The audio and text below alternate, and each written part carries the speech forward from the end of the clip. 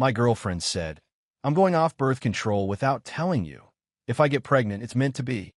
During an argument, I said, "That's reproductive coercion." Then I scheduled a vasectomy for the following week and moved out. When she announced her pregnancy 3 months later, and I sent her my medical records. Original post. I, 30 male, was with my girlfriend for about 3 years. We didn't live together for most of it. She had a place with a roommate, and I had a 1-bedroom I'd been renting since before we met. About 8 months ago, she moved in with me when her roommate got engaged and moved out. That's when things started shifting. Some context on me. I work as an IT project manager for a mid-sized company. I make decent money, around $82,000, and I'm careful with it. I max out my 401k, keep a 6-month emergency fund, pay extra on my student loans. I grew up watching my parents fight about money every single week. My dad worked 2 jobs, and my mom still spent faster than he earned. They split when I was 14, and the fallout was ugly.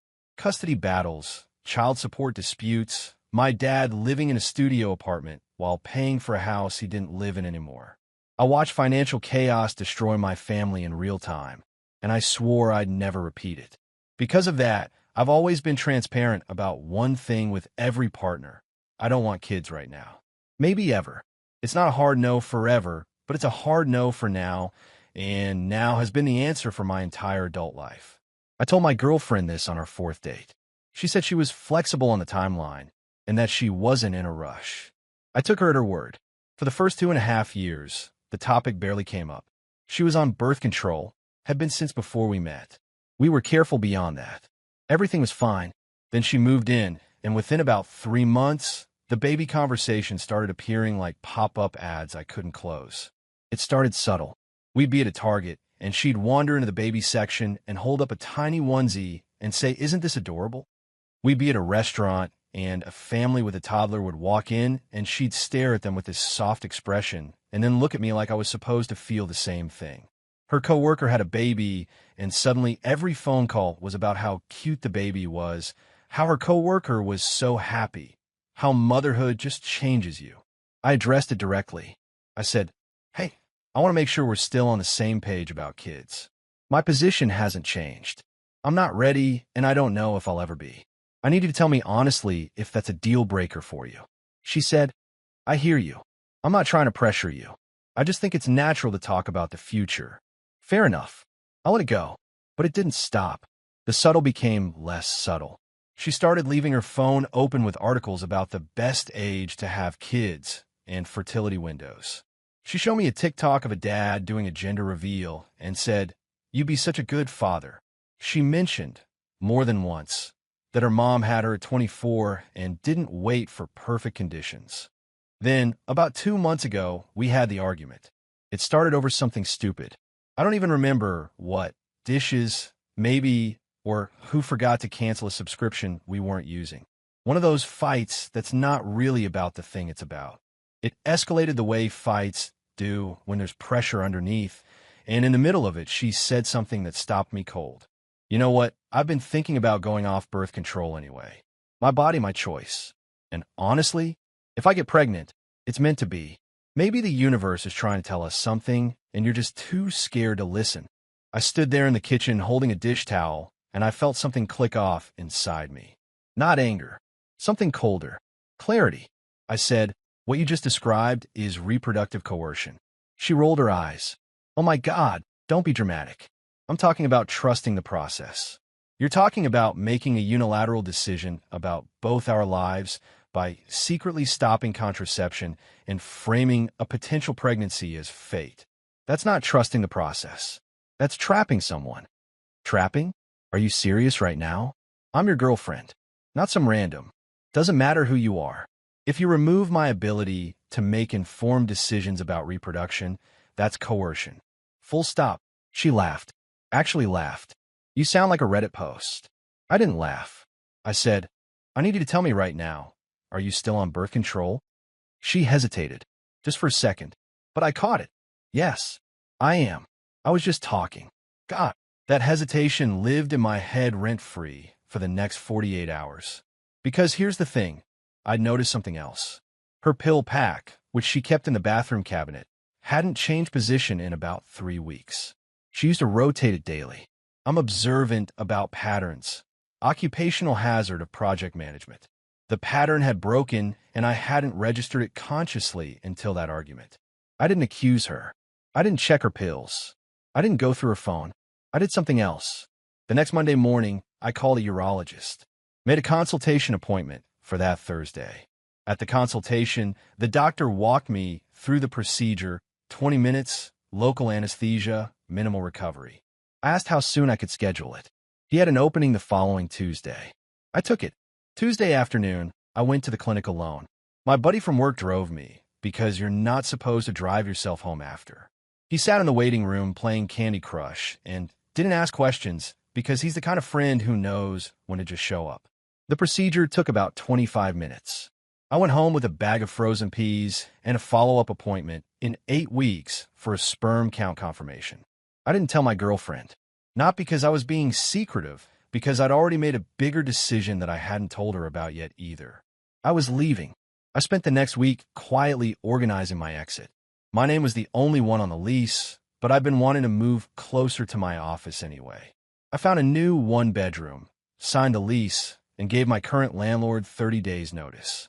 I started moving things gradually, boxes to my car during lunch, dropping them at the new place on the way home. She didn't notice because she worked late most days, and I made sure the apartment still looked mostly normal. On a Saturday morning, 12 days after the vasectomy, I sat her down at the kitchen table. We need to talk. She immediately looked nervous. About what? About us. This isn't working anymore. What? Where is this coming from? It's been coming for a while. But the conversation 2 weeks ago about going off birth control sealed it for me. You told me, during a fight, but you still told me, that you were considering making a life-altering decision without my knowledge or consent. I can't be with someone who thinks that way. I told you I was just venting. I didn't actually do it. Maybe. Maybe not. But the fact that it was even on the table, the fact that you said if I get pregnant, it's meant to be like my consent in the equation doesn't matter. That's enough. She started crying. You're overreacting. Couples talk about this stuff. It's normal. It's not normal to threaten to stop birth control without telling your partner. That's not a conversation. That's a warning. So what? You're just leaving? Over something I said? I'm leaving because of what that something revealed about how you see this relationship. You see a future where I get overruled on the most important decision a person can make. I don't want that future. She went from crying to furious in about 4 seconds. You're a coward. You're 30 years old, and you're running away from growing up. I'd rather be a coward than a father who didn't choose to be one. I told her she had until the end of the month to find a new place since my lease was ending. I'd already arranged the new apartment. I gave her the full 30 days, offered to help cover her deposit if she needed it, and said I hope we could do this without it getting ugly. She said, "It's already ugly. You made it ugly." I moved the rest of my stuff out that weekend. She stayed in the apartment for the remaining 3 weeks. We didn't speak. Reddit, I know some of you think the vasectomy was extreme. Maybe it was. But when someone tells you they might secretly stop preventing pregnancy and calls it fate, you either take them at their word or you gamble with an 18-year consequence. I chose not to gamble. And honestly, sitting in my new apartment with my frozen peas and my clear conscience, I'd make the same call every time. Now here's the part one haven't told you yet. She doesn't know about the vasectomy. And about 3 weeks ago, she came back into my life with a very specific announcement. That's for the update. Update 1, 4 days later. Thank you to everyone who responded. A lot of you had questions, and some of you had concerns, and I want to address a couple things before I get into what happened. First, yes, I've had my follow-up. 8 weeks post-procedure, sperm count came back at 0. The urologist confirmed I'm sterile. I have the lab results in my medical file and a copy in my email. This becomes relevant.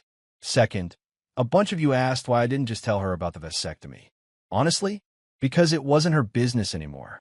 We broke up. My medical decisions after the breakup are mine. I don't owe her a disclosure on a procedure I got after I decided to leave. The vasectomy wasn't a weapon. It was a safeguard. There's a difference. Now, the announcement. 3 weeks after the breakup. So about 5 weeks ago from today, I got a text from her at 9 p.m. on a Sunday. I was on the couch watching football and eating leftover pizza. My phone buzzed, and I almost ignored it because I'd muted her contact. But I saw the preview. I need to talk to you. It's important. About us. I didn't respond. She sent a follow-up 20 minutes later.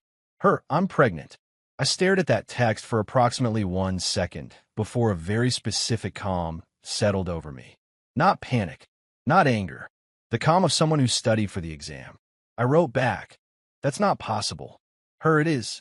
I took 3 tests. All positive. It happened before you left. Quick math. I moved out roughly 7 weeks prior. My vasectomy was 12 days before the breakup conversation.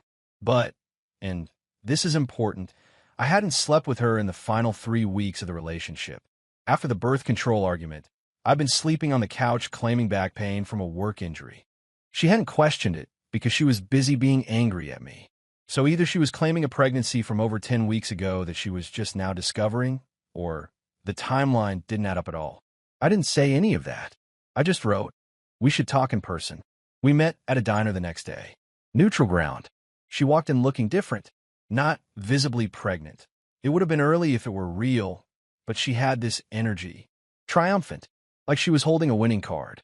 She sat down across from me and put her hands flat on the table like she was about to make a business presentation. So, I'm pregnant, and before you say anything, I know this isn't what you wanted, but it's happening and we need to figure out how to handle it. Me, when's the due date? I haven't been to a doctor yet. I just found out. Me, you just found out. After 10 plus weeks. My cycle's been irregular. It happens. Me, okay. Who's the father? Her face changed. Excuse me? Me, it's a straightforward question. You're the father. Who else would it be? That's what I'm asking. How dare you? I have never cheated on you. Not once. I took a sip of my coffee. Set it down. Folded my hands. This was the moment I'd war-gamed in my head for weeks. Not because I'm some mastermind, but because when someone threatens to get pregnant to keep you, you think about contingencies. It's just self-preservation. Me, I need to show you something, and I need you to really absorb it before you respond. I pulled out my phone, opened my email, and showed her the document. It was the lab report from my urologist's office. Post-vasectomy semen analysis. Date of procedure clearly listed. Sperm count, 0. Confirmed sterile. I watched her read it. I watched her read it again. I watched the color leave her face like someone had pulled a plug. What is this? Me, I had a vasectomy. 2 weeks before I moved out. Confirmed sterile 8 weeks later. That document is dated, signed by my urologist, and part of my permanent medical record. You got a vasectomy and didn't tell me. Me, we were still together technically, but I'd already decided to leave. My body, my choice. Sound familiar? She didn't catch the call back. Or she did and chose to ignore it. This doesn't change anything. I'm still pregnant. Me, then the baby isn't mine. Because I'm physically incapable of fathering a child. So either those 3 tests are wrong, or you need to have a different conversation with a different person. She stared at the phone screen, then at me, then back at the screen. I could see the machinery working, the recalculation, the scrambling for a new angle. The vasectomy could have failed. That happens. I've read about it. Me, my sperm count is 0. Confirmed by a lab. That's not a failure. That's a result. Labs make mistakes. Me, I'll get retested if you want. But while we wait for those results, I'd like you to go to an actual OB/GYN and get a blood test confirming the pregnancy with a date estimate.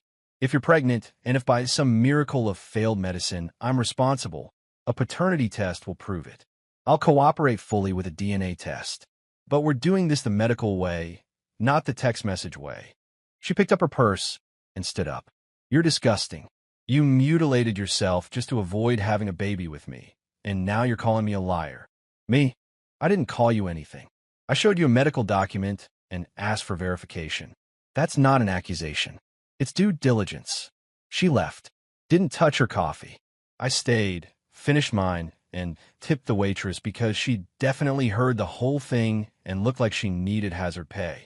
That evening, the text started. Not from my ex. From her mother. Her mom. I am appalled at how you're treating my daughter. She comes to you with life-changing news, and you show her vasectomy papers? What kind of man does that? Me. The kind who wants to verify the facts before accepting responsibility for a child that may not be his. Ma'am, the math doesn't work. If she's pregnant, I'm not the father. I have medical proof. Her mom. Medical proof can be wrong. Doctors make mistakes every day. Me. Then she should have no problem agreeing to a paternity test. Her mom. She shouldn't have to prove anything.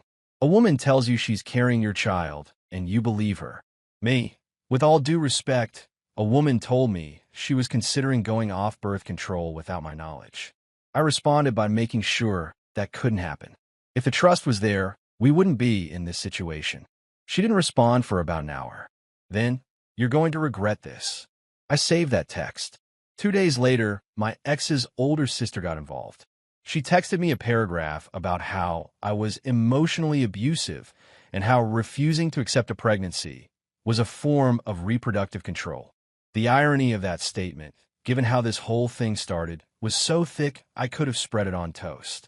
I didn't respond to the sister. I responded to my ex one final time. Me. I want to be completely clear. If you're pregnant, I will cooperate with a paternity test. If the test shows the child is mine despite my medical records, I will fulfill every legal and financial obligation. I'm not running for responsibility. I'm asking for proof. That's reasonable. If you refuse to provide proof, that tells me everything I need to know. She left me on read. Reddit. I know some of you are going to say I was cold. That showing someone medical records at a diner is harsh. And yeah, maybe the delivery wasn't perfect. But when someone weaponizes pregnancy, when someone uses the possibility of a child as leverage, you don't get to play nice. You get to play accurate. More coming. Because she didn't stop. And what happened next confirmed everything I suspected. Update 2, 9 days later. This is the last update. It's a long one, but I'm closing this chapter out, and I want to do it right. After my last text about the paternity test, I went 9 days without hearing from my ex 9 full days. No texts, no calls, no messages from family members. I figured either she was consulting a lawyer, going to an actual doctor, or regrouping for another angle. Turns out it was option 3. On day 10, I got a call from my buddy at work, the same one who drove me to the vasectomy. He sounded weird on the phone.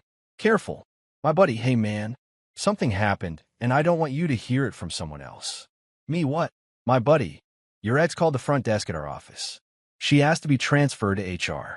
She told them you'd gotten her pregnant and abandoned her, and that she was concerned about your mental state and erratic behavior. She said she wanted it on the record in case something happened. I went completely still.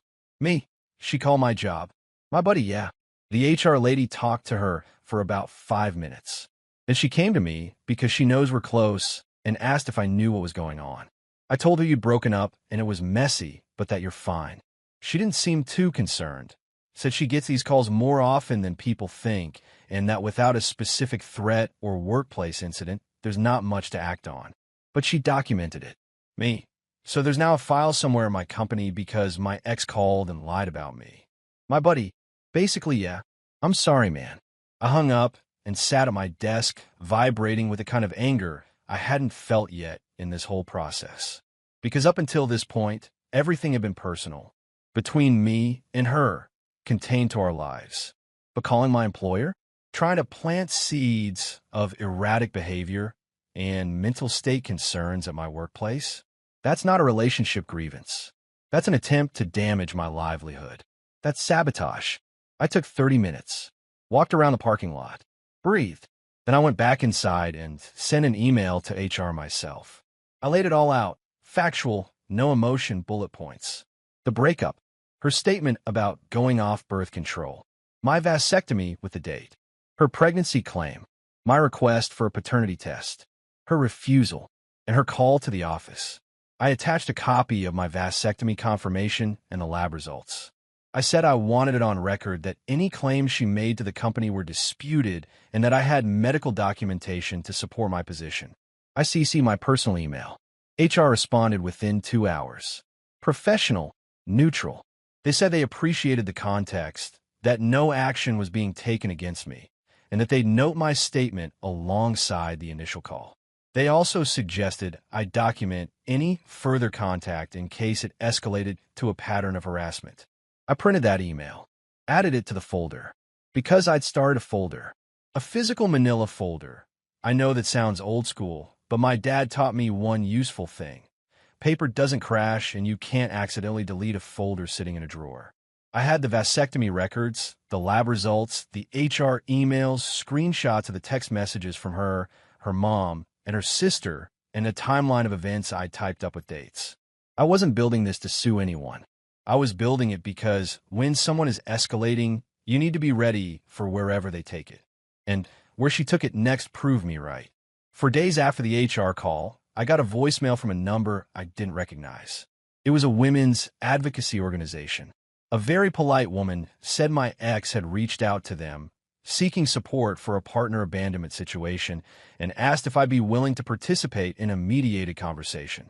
I called back, explained the situation briefly, that I had a confirmed vasectomy, that she'd claimed a pregnancy that couldn't be mine, that I'd requested a paternity test she'd refused, and that she'd contacted my employer, making false statements. The woman on the phone went quiet for a moment and then said, very carefully, "Thank you for sharing that context. We'll follow up internally." I never heard from them again. I suspect that once they looked at the actual facts, the story she'd told them didn't hold up. Advocacy organizations deal with real victims every day. They can spot when someone's misusing the system. At least the good ones can. Now the part y'all have been waiting for. About 5 days after the advocacy call, I got one final text from my ex. It was long, middle of the night long, sent at 2:34 a.m. It started with, "I wasn't really pregnant. I'll give you a second to absorb that, because I needed a second too, even though I already knew." She said she'd faked the pregnancy tests. Apparently you can buy positive tests online for like $15, which is information I didn't need but now have. She said she did it because she panicked when I left and thought that if I believed there was a baby, I'd come back. She said she really believed we were meant to be together and that she just needed more time to convince me. She did not apologize. I want to be very clear about that. There was no "I'm sorry." The entire message was framed as an explanation, not an apology. "I did this because of how much I love you. You pushed me to this by leaving. If you hadn't gotten the vasectomy behind my back, none of this would have happened.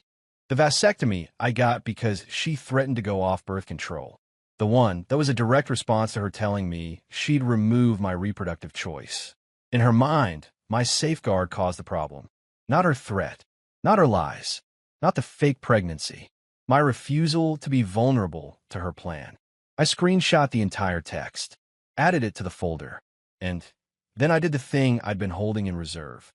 I'd already talked to a lawyer, not because I wanted to sue her, because after the HR call and the advocacy organization contact, my lawyer friend from college told me I had a legitimate case for harassment if I wanted to pursue it, and that at minimum I should send a cease and desist letter.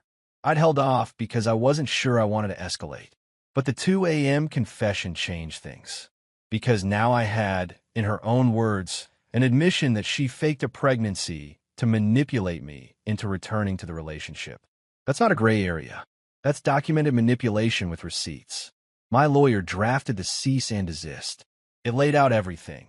The fake pregnancy claim, the contact with my employer, the contact with the advocacy organization, and the messages from her family. It stated that any further contact with me, my employer, or any organization on my behalf would be considered harassment and would be pursued legally. It also noted that her admission to faking a pregnancy constituted fraud and that I reserved the right to share that admission with any entity she'd previously contacted with false claims. That last part was the key, because she hadn't just lied to me. She'd lied to my HR department. She'd lied to an advocacy organization that exists to help real victims.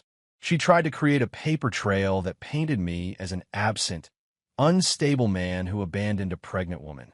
If I ever needed a security clearance, a custody arrangement in a future relationship, or even a clean employment record, her lies could have surfaced.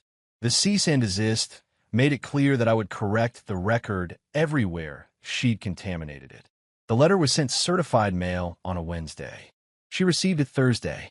Thursday night, her mom called me. For the last time. Her mom, a lawyer? You're sending my daughter legal threats. Me, I'm sending a cease and desist after she faked a pregnancy, called my workplace with false claims, and contacted an advocacy organization with a fabricated story. That's not a threat, ma'am. It's a boundary. Her mom, she made a mistake. She was heartbroken. Me, she bought fake pregnancy tests online, told me I was going to be a father, and when that didn't work, she called my HR department to suggest I was mentally unstable. That's not a mistake. That's a campaign. Her mom, you drove her to it by getting that procedure. Me, I got a vasectomy because your daughter told me she was going to stop birth control without my consent. Every action I took was in response to something she did first. I'm done being the villain in a story where I'm the one who got lied to. She hung up. I haven't heard from any of them since. The cease and desist, as it turns out, works pretty well on the whole family. Now here's the follow-up on the institutional side, and this matters because it's the part with real-world teeth. I contacted HR again and forwarded them the relevant portion of my ex's 2 a.m. confession, the part where she admitted the pregnancy was fake. I explained that the initial call she'd made to my company was based on fabricated information and asked that the record reflect this. HR thanked me and said they'd update the file. My boss, who apparently had been loosely informed about the situation, pulled me aside the next week and said, "Sounds like you handled a rough situation well." And that was that. No mark on my record. No lingering weirdness. Clean. I also called the advocacy organization back. Same woman. I told her the pregnancy had been fabricated and that my ex had admitted it in writing. The woman thanked me, said she was sorry I'd dealt with that, and assured me that the intake file would be updated. She also said, and this stuck with me, "We see this more than people think, and it makes it harder for the people who genuinely need our help." That sentence lives in my head. Where am I now? I'm in my new apartment. It's smaller than the old one, but it's mine and nobody else's. How about the folder in my desk drawer? I hope I never need it. The vasectomy scar is barely visible, and I feel fine. I haven't dated anyone new, and I'm not in a rush. The thing people don't tell you about situations like this is that being right doesn't feel good. It feels necessary. I wish I'd been wrong. I wish she'd never said what she said about birth control. I wish the lunches with the pregnancy tests she ordered online had been something I dreamed up, but they weren't. And the moment someone tells you they're willing to override your consent to create a life, you have two choices: believe them and act, or hope they didn't mean it and gamble. I don't gamble. My dad called me last weekend. We don't talk often. Our relationship is complicated, a lot of baggage from the divorce. But somehow he'd heard through the family grapevine about the breakup.